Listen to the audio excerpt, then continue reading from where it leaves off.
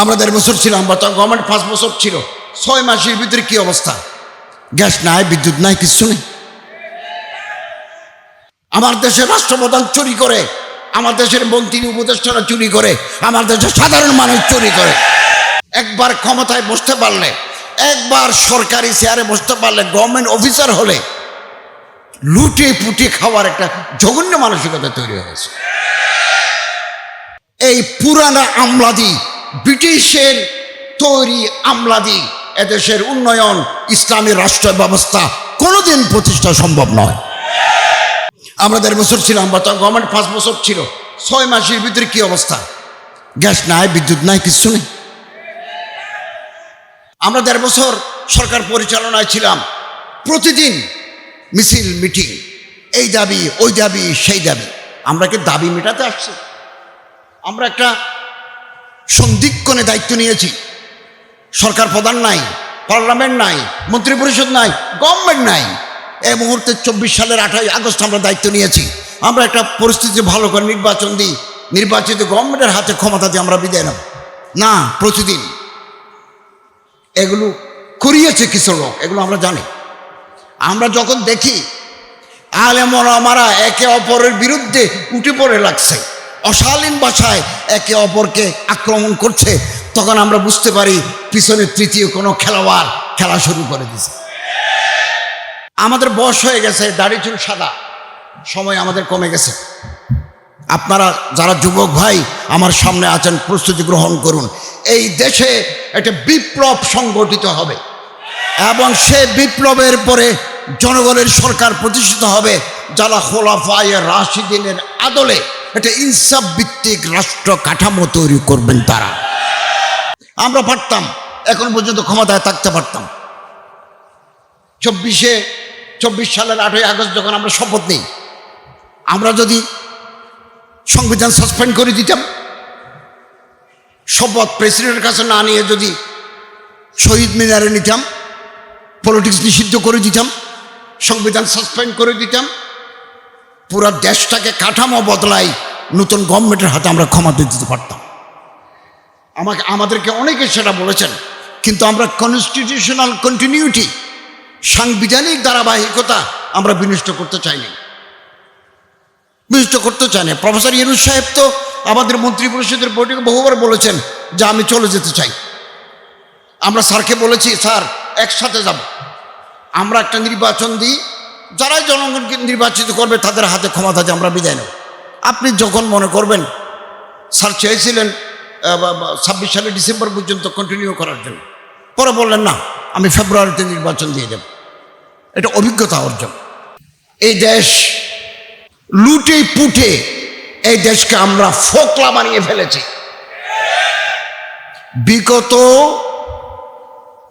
17 বছরে 28 লক্ষ কোটি টাকা ব্যাংকের বোর্ড থেকে বিদেশে পাচার হয়েছে।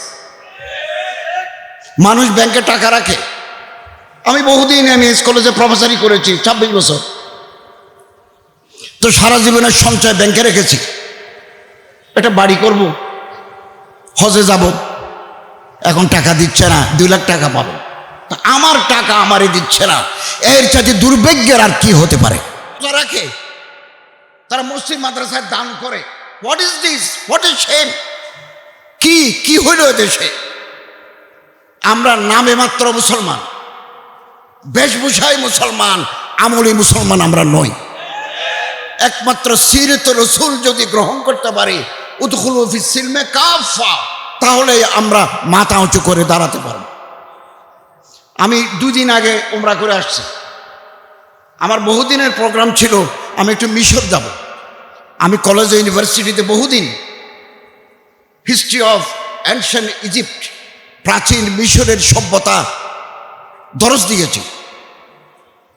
তো একটা সিস্টেম ছিল, আপনি ইজিপশিয়ান এয়ারে ঢাকা, কায়রো, জেদ্দা টিকিট করলে 7-8 দিন আপনি মিশরে থাকতে পারবেন। ওখানে ইবনে হাজার আসকালানী রাহমাতুল্লাহের কবর আছে, ইমাম শাফিঈ সাহেবের কবর আছে, আল আজহার ইউনিভার্সিটি আছে, আলেকজান্দ্রিয়া আছে। একটু দেখব। আমি যাবার 10 দিন আগে মিশর এমবেসি ঘোষণা দিল, এখন থেকে বাংলাদেশি কোনো মানুষ ট্রানজিট ভিসা নিয়ে মিশরে থাকতে পারবেন না। আপনাকে ঢাকা থেকে ভিসা নিতে হবে। এখন ঢাকা ভিসার জন্য আবেদন করলে 2 মাস 2.5 মাস লাগে। আমার তো টাইম নাই, যেতে পারলাম না। জিজ্ঞাসা করলাম কেন এই আইন করলেন?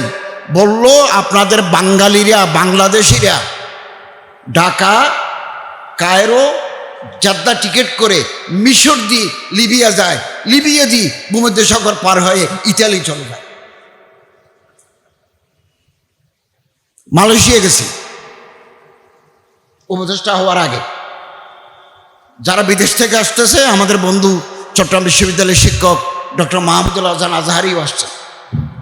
উনি যেহেতু ব্রিটিশ পাসপোর্টধারী, মুহূর্তের ভিতরে ওনারা এক্সিট স্টাম্প মেরে দেন।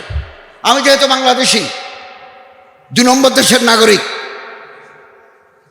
আমার দেশের রাষ্ট্রপ্রধান চুরি করে, আমার দেশের মন্ত্রী উপদেষ্টারা চুরি করে, আমার দেশের সাধারণ মানুষ চুরি করে, তো আমার তো আন্তর্জাতিক মর্যাদা নাই।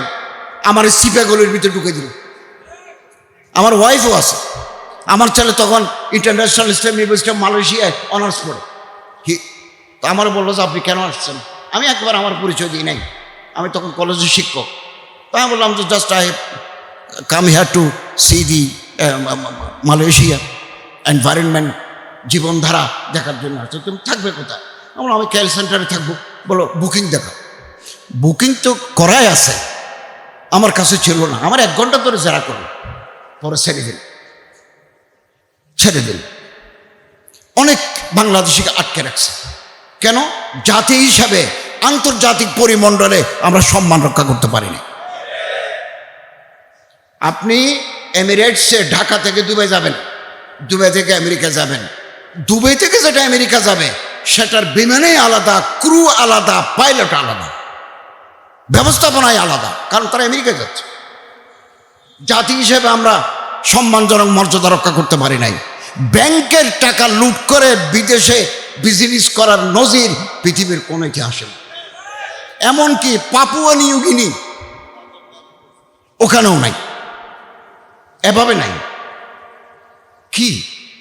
তুরস্ক। আমি 3 বার তুরস্কে দাওয়াত পাইছি সেমিনারে। আপনি ভিসা জমা দিলে, পাসপোর্ট জমা দিলে 21 দিন ওয়ার্কিং ডে লাগে ভিসা ইস্যু করতে। ভিসা ইস্যু করতে করতে সম্মেলন চলে যায়। প্রফেসর আবু বকর রফিক সাহেব যেতে চেয়েছেন একটা কনফারেন্সে, ভিসা ইস্যু হতে হতে ওনার কনফারেন্স চলে গেছে। আমার ছেলে আমেরিকায় থাকে, ইউনিভার্সিটিতে পড়ে, তার মার্কিন ভিসা আছে। বাংলাদেশ থেকে আমেরিকায় যেতে ও তুরস্কে যাবে, 3-4 দিন থাকবে, ইস্তাম্বুল, আঙ্কারা, বসফরাস, এরপরে যাবে। যে মাত্র আবেদন করলো অনলাইনে যে আই হ্যাভ ইউএস ভিসা, 1 মিনিটের ভিতরে ভিসা ইস্যু হয়ে গেছে, যে মার্কিন যুক্তরাষ্ট্রের ভিসা আছে। জাতি হিসাবে কত নিচু আমরা, কত নিচু, কত নিচু। বাংলাদেশে মুসলমান বেশি, সিরাতুন নবীর আদর্শ নাই। 3.5 লাখ মসজিদ আছে। আমরা জুমার আগে নসিহত করি, এই মিলাদুল নবী নসিহত করছে, সিরাতুন নবী নসিহত করছে, ওয়াজ মাহফিল নসিহত করছে, কিছুতে কিছু হচ্ছে না। আমি ওই খতিব সাহেবের হুজরা থেকে পায়ে হেঁটে আসছি, জোতা ওখানে রাখে আসছি। আমি জোতা আনতে ভয় করছি। I have come here barefooted. Professor AKM Abdul Kader সহ আমি আমার জুতা রাখে আসছি হুজরা শরীফে। এখানে আসলে আমার কেউ নিয়ে যায়, এটা তুরস্কের জুতা, 5,000 টাকা দাম। পৃথিবীর কোনো দেশে নাই, পৃথিবীর কোনো দেশে। ইন্টারন্যাশনাল ইসলামিক ইউনিভার্সিটি ইসলামাবাদে 25 সালে সফর করতে গেছি। তারা বলল স্যার যেখানে ইচ্ছা সেখানে রাখেন, আপনার কোনো অসুবিধা হবে না। কি?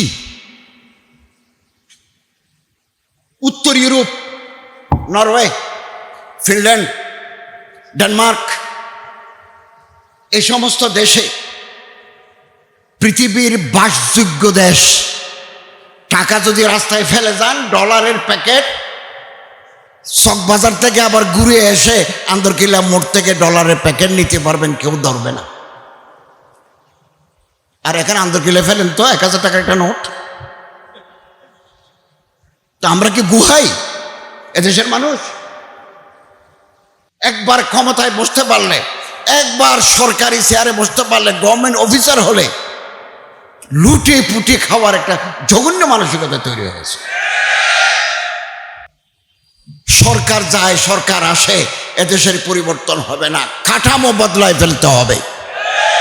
আমরা 1.5 বছর ছিলাম, এই আন্দরকিল্লা শাহী জামে মসজিদ আমি উদ্বোধন করে গেছি। 11 কোটি টাকা ফান্ডে আছে, এগুলো দিয়ে দিছি। 300 কোটি টাকা। শাহজাহান সাহেব আমাদের বন্ধু, সাতকানিয়া লোহাগাড়ার মাননীয় সংসদ সদস্য, কতবার আমার অফিসে গেছেন, একসাথে কাজ করেছি। এবং এখানে এসে 300 কোটি টাকা উনি তুলে দিবেন। এদেশের চট্টগ্রামের মানুষরা কেউ রড দেবে, কেউ সিমেন্ট দেবে, কেউ বালি দেবে। 11 কোটি টাকা আমরা দেব। আলাদা অ্যাকাউন্ট করেছি। বোর্ড অফ গভর্নর্সের চেয়ারম্যান হিসাবে আমি অনুমোদন দিয়ে দিছি। এখন হাজী জয়নাল আবেদিন সাহেব বললেন, এই দিন ইসলামিক ফাউন্ডেশনে গিয়ে তিনি আগাগোড়া কিছু খুঁজে পাচ্ছেন না।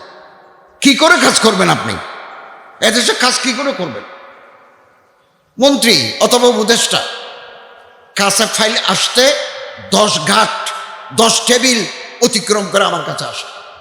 প্রথমে যাবে সেকশন অফিসার, তারপরে উপসচিব, এরপরে জয়েন্ট সেক্রেটারি, এরপরে এডিশনাল সেক্রেটারি, এরপরে সচিব, এরপরে আমি যখন স্বাক্ষর করে দেব, নামতে 10 সেকেন্ড, যাতে 2 বছর। আজকে আমার বন্ধু মাহমুদুর রহমান খলিলি, সাতকানিয়া এলাকা থেকে ফাজেল, বাংলাদেশ সরকারের অতিরিক্ত সচিব ছিলেন। আমরা একসাথে মাদ্রাসায় পড়েছি। তিনি একটা স্ট্যাটাস দিয়েছেন, একজন মহিলা মারা গেছেন, নওগাঁর সাবেক ডিসির বউ কিডনি নষ্ট হয়ে গেছে। 6 মাস যাবৎ তার আবেদনটা মন্ত্রণালয়ে পড়ে আছে, অফিসার সাহেবরা বিল করেন নাই। আজ সকালে তিনি মারা গেছেন। এই দেশের উন্নয়ন, এদেশের অগ্রগতি, এই পুরানা আমলাদি, ব্রিটিশের তৈরি আমলাদি এদেশের উন্নয়ন, ইসলামী রাষ্ট্র ব্যবস্থা কোনোদিন প্রতিষ্ঠা সম্ভব নয়। আপনাকে এই কাঠামো ভেঙে দিতে হবে। আসমান থেকে জিব্রাইল এসেও পারবে না। আমরা 1.5 বছর ছিলাম, বর্তমান গভর্নমেন্ট 5 বছর ছিল। 6 মাসের ভিতরে কি অবস্থা? গ্যাস নাই, বিদ্যুৎ নাই, কিছু নেই। কোত্থেকে দিবে গ্যাস? সম্মানিত হাজরিন, আসুন নবীর তরিকা ধরি। থাইল্যান্ড বহুবার গেছে, আমি চিকিৎসার জন্য থাইল্যান্ডে গেছি। এই যে ইস্টার্ন বেল্ট, পৃথিবীতে আরো মানুষ আছে তো, Vietnam, Cambodia, Thailand, Korea, Japan, দক্ষিণ কোরিয়া, উত্তর কোরিয়া, এরপরে চায়না, হংকং, মঙ্গোলিয়া পর্যন্ত। এটা ইস্টার্ন বেল্ট। আপনি জান না, রাত 8টার পরে রাস্তাঘাটে মানুষ কমে যাচ্ছে। মার্কেটের আলো, শপিং মলের আলো আস্তে আস্তে নিভে যাচ্ছে। 9টা 10টায় একেবারে ঠান্ডা। খাবারের দোকান ছাড়া, ওষুধের দোকান ছাড়া কোনো দোকান খোলা নাই। খুব পরে ফজর হওয়ার আগে আবার রাস্তাঘাট সচল। এটা তো নবীর তরিকা। ওই দেশে মুসলমান নাই, সিরতের আদর্শ আছে। এদেশে মুসলমান আছে, সিরতের আদর্শ নেই। ক্বালা রাসূলুল্লাহ সাল্লাল্লাহু আলাইহি ওয়াসাল্লাম, আল্লাহুম্মা বারিক আলা উম্মতি ফি বুকুরিহা। আমার উম্মতের মধ্যে যারা সকালবেলা কর্মে লিপ্ত হয়, আল্লাহ তাদের জীবন বরকতময় করো। ওরা মানে, আমরা মানে। আমাদের দেশের ট্রাফিক, কার আগে কে যাবে, কারে মানি কে যাবে, পৃথিবীর কোনো দেশে নেই, কোনো দেশে নেই। আপনি পুলিশ দিয়ে কি করবেন, র্যাব দিয়ে কি করবেন? রাস্তা বড় করো, রাস্তা বড় করো, চলাইন। 1 লাইন ডিম বেচে, তরকারি বেচে, আর 1 লাইন রিক্সা, আর 1 লাইন সিএনজি। আপনার যাওয়ার জন্য জায়গা এইটুকু, তো রাস্তা 70 লাইন করলেও কিছু হবে না। রাস্তা বড় করে কিলাম চমনি আমিরাবাদ, এই যে সাতকানিয়া, লোহাগাড়া, আনোয়ারায় বন্যার ফলে লাখ লাখ মানুষ ক্ষতিগ্রস্ত হয়েছে। সারা বাংলাদেশের মানুষরা ত্রাণ বিতরণ করতে আসছে। আমি একটা ভিডিওতে দেখলাম, একটা ছোট মিনি ট্রাকে বেশ কিছু খাবারের প্যাকেট, চাল, ডাল, নুন, মরিচের প্যাকেট কেরানীহাট হয়ে বাজালিয়া যাবে। কেরানীহাটে আসার সময় যানজটে পড়ছে, গাড়ির গতি স্লো হয়ে গেল, পিছন থেকে আমরা আসি দলে দলে ওখান থেকে প্যাকেট নিয়ে দৌড় দিছে। কি করবেন আপনি আমারে বলেন? পুলিশ, বিজেপি, এত দুষ্ট জাতি পৃথিবীর অন্য কোথাও নাই। দাঁড়িয়ে দাঁড়িয়ে আছে, টাকা খাওয়ার ক্ষেত্রে আপোষ নাই, নিরাপসে তারা টাকা খাবে। লা ইয়াদখুলুল জান্নাতা গুযিয়া বিল হারাম। শরীরে এক ফোঁটা রক্ত যদি হারাম দিয়ে ঢুকে এই শরীর বেহেশতে যাবে না। এটা নবীর তরিকা, আমরা এটা গ্রহণ করব। আমরা আশাবাদী, হতাশ হব না। আমরা আশাবাদী, লোক তৈরি করতে হবে। লোক আমার দলও করবেন, আপনার দলও করবেন, ওনার দলও করবে। ক খ গ এ বি সি, এও মানুষ তৈরি করবো, বিও মানুষ তৈরি করবে, সিও মানুষ তৈরি করবে। যখন ফাইনাল খেলা শুরু হবে, যখন বিপ্লব উত্তপ্ত হবে, এ বি সি একে অপরের হাত ধরেই আমরা সরকার পরিবর্তন করতে পারব। কুল্লু হিজবিন বিমা লাদাইহিম ফারিহুন। আমি আমার দল নিয়ে খুশি, আপনি আপনার দল নিয়ে খুশি। কোনোদিন হবে না, কোনোদিন হবে না। ওয়াহাদাত উম্মাত, কুল্লু মুসলিম আখুল মুসলিম, ইন্নামাল মুমিনুনা ইখওয়া। দুনিয়ার সমস্ত মুসলমান মায়ের পেটের ভাইয়ের মতো। ওয়াতাসিমু বিহাবলিল্লাহি জামিআন ওয়া লা তাফাররাকু। এই চেতনায় উদ্দীপিত হবে। আমি একটা দোকান দিছি, আমি একটা মার্কেট দিছি, আমার মার্কেটের কর্মচারী, ম্যানেজার, সিইও, দারোয়ান, নাইট গার্ড সব যদি আমার দল থেকে নিই, আপনার এখানে বাইরের কাস্টমার আসবে না। আমরা তো নিজের দল, নিজে একটা প্রতিষ্ঠান করছি, ওখানে সব নিজের লোক ঢুকাবো, বাইরের লোক ঢুকাতে পারবো না। কোনোদিন হবে না, কোনোদিন হবে না। দিল বড় করতে হবে। আমরা যারা ইসলামের রাষ্ট্র চাই, খালাফত তারা মিনহাজের নবুয়া চাই, তাদের অন্তর বড় করতে হবে, না হলে হবে না কোনোদিন।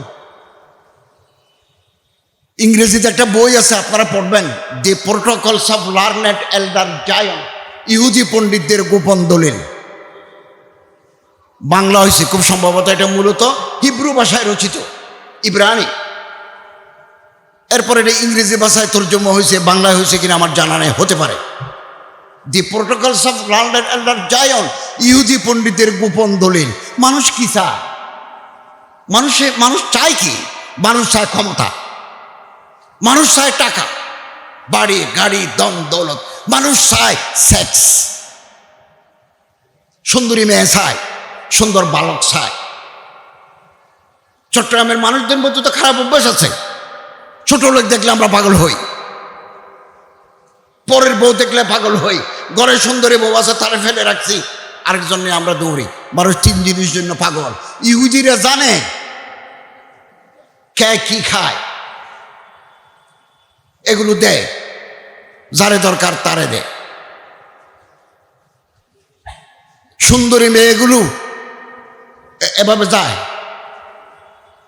এবং সেখানে লেখা আছে, প্রোটোকলসে লেখা আছে, ফরাসি বিপ্লব আমরা করিয়েছি। আমরা 1.5 বছর সরকার পরিচালনায় ছিলাম, প্রতিদিন মিছিল, মিটিং, এই দাবি, ওই দাবি, সেই দাবি। আমরা কি দাবি মেটাতে আসছি? আমরা একটা সন্ধিক্ষণে দায়িত্ব নিয়েছি। সরকার প্রধান নাই, পার্লামেন্ট নাই, মন্ত্রী পরিষদ নাই, গভর্নমেন্ট নাই।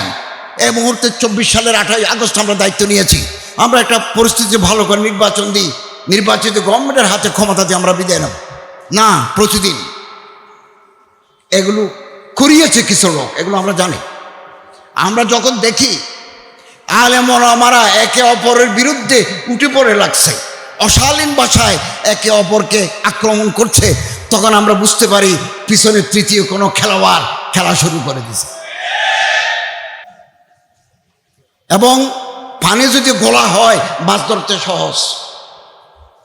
To catch fish in trouble water, পানি গোলা হয়ে গেলে মাছ ধরতে সহজ। এবং একসাথে এই জায়গা, ওই জায়গা, ওখানে, এখানে একসাথে বিরোধিতা।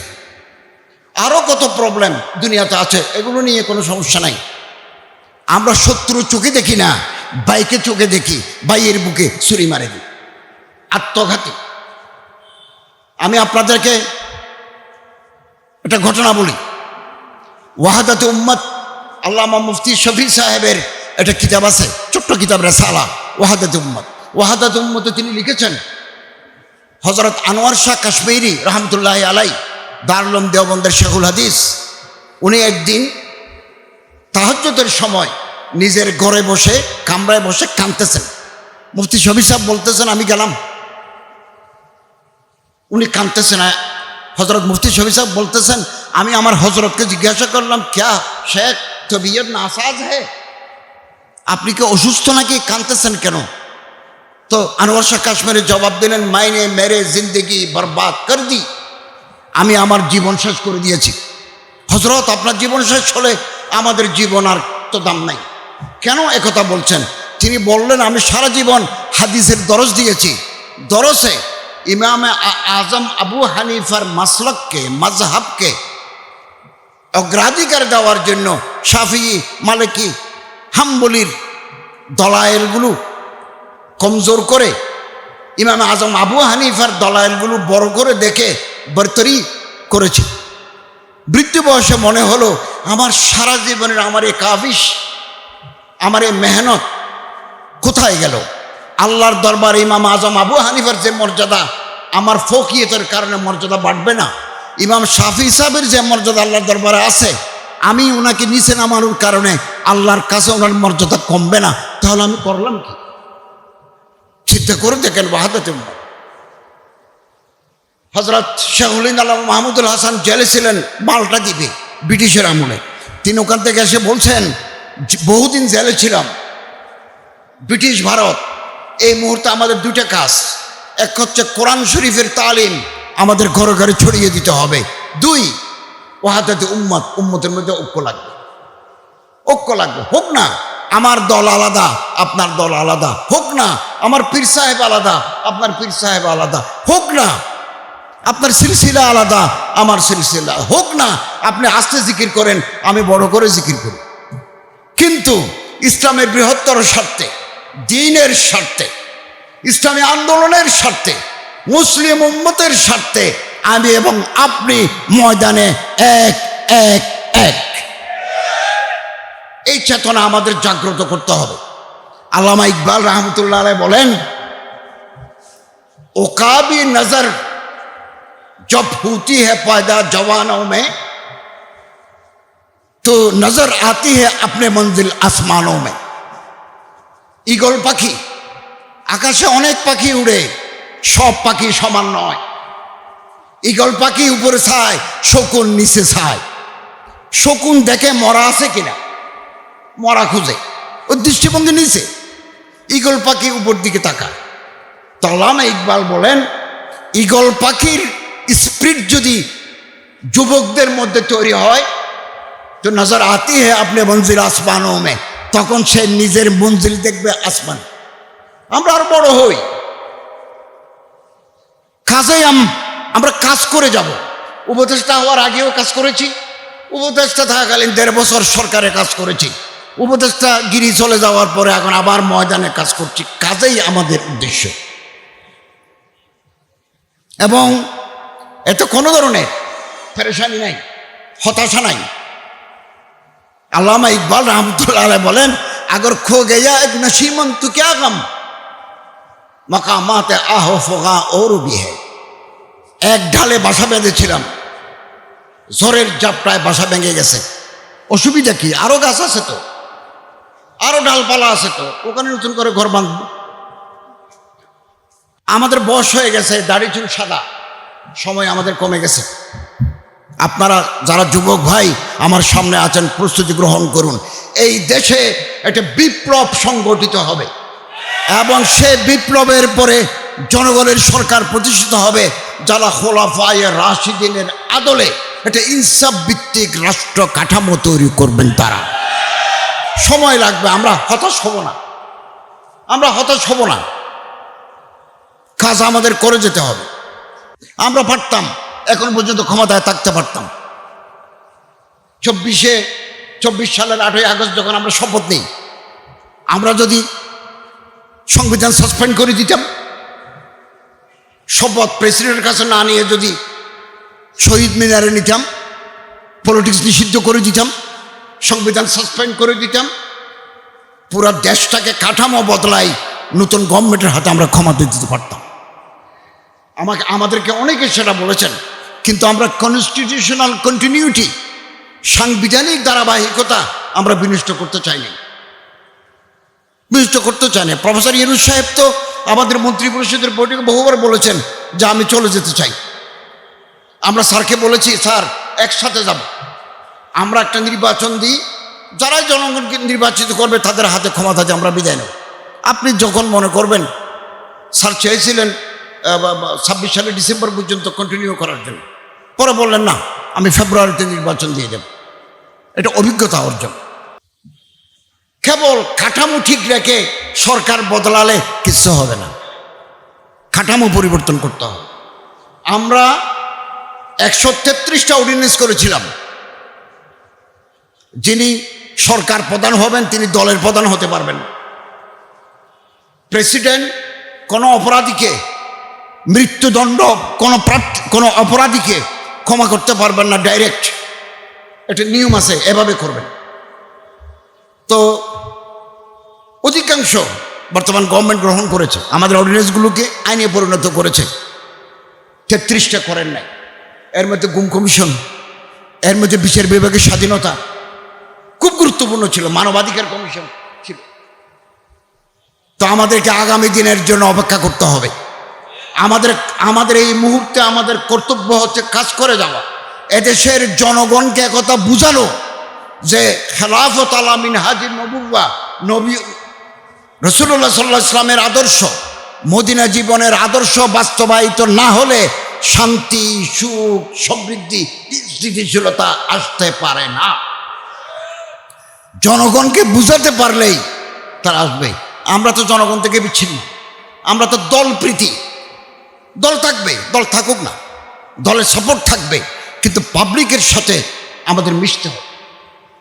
যে সমস্ত এলাকার এমপিরা হয়েছেন তারা জনগণের প্রতিনিধি। আমরা আসুন পাবলিককে বুঝাই, জনগণকে বুঝাই, জনগণের সুখ দুঃখে অংশগ্রহণ করে। খাল খনন, রাস্তা তৈরি সবগুলো গভর্নমেন্ট করবে কথা নাই, আমরাও করতে পারি। আল্লাহ তাআলা আমাদেরকে আমাদের ব্যক্তি, পরিবার, সমাজ, রাষ্ট্র, আন্তর্জাতিক সব পর্যায়ে রাসূল করিম সাল্লাল্লাহু আলাইহি ওয়াসাল্লামের আদর্শ মেনে চলার তৌফিক দান করেন। এবং এটা আশাকারী, দিন দিন আলো জ্বলছে, দিন দিন বিস্তৃত হচ্ছে, আন্দোলনের ধারাবাহিকতা বিস্তৃত হচ্ছে। আমরা আশাবাদী, হবে ইনশাআল্লাহ, এবং জুলুমের অবসান ঘটবে। এমন গভর্নমেন্ট দরকার, চোরকে ধরে এনে সামারি ট্রায়াল করে তারে ফাঁসিতে ঝুলালে দুনিয়া সোজা হয়ে যেত। আমি যে এই দিন মক্কা, মদিনা, বদর, জেদ্দা সব জায়গায় ঘুরে এলাম। এর আগে আমি ইংল্যান্ডে গেছি, পাকিস্তান গেছি। ইংল্যান্ডে রাত্রে নিশীথে রাস্তাঘাট নিরাপদ। মক্কা মদিনায় মেয়েরা রাত্রে নিশীথে জিয়ারত করে, উমরা তাওয়াফ করে ঘরে ফিরছে নিরাপদ। এই নিরাপত্তা তারা দিতে পারলে এই দেশে কেন নিরাপত্তা দিতে পারে না? এখানে অপরাধী বুঝে আমার মামা আছে, আমার বোনের জামাই আছে, আমি মুক্তি পাব। এই বোনের জামাই প্রীতি এগুলো যদি বন্ধ করতে পারি, ন্যায় বিচার যদি নিশ্চিত করতে পারি, এই দেশে মানুষ দরজা খুলে ঘুমাবে। ডেনমার্কে, সুইজারল্যান্ডে, কোপেনহেগেনে জেলখানা নাই, জেলখানা আছে, আসামি নাই। আর আমাদের জেলখানায় জায়গা নেই। আল্লাহ তাআলা আমাদেরকে রাসূল করিম সাল্লাল্লাহু আলাইহি ওয়াসাল্লামের আদর্শ, মিলাদুন নবী, সিরাতুন নবীর আদর্শ মেনে চলার তৌফিক আমাদের দান করুন। ওয়া আখিরু দাওয়ানা আলহামদুলিল্লাহি রাব্বিল আলামিন।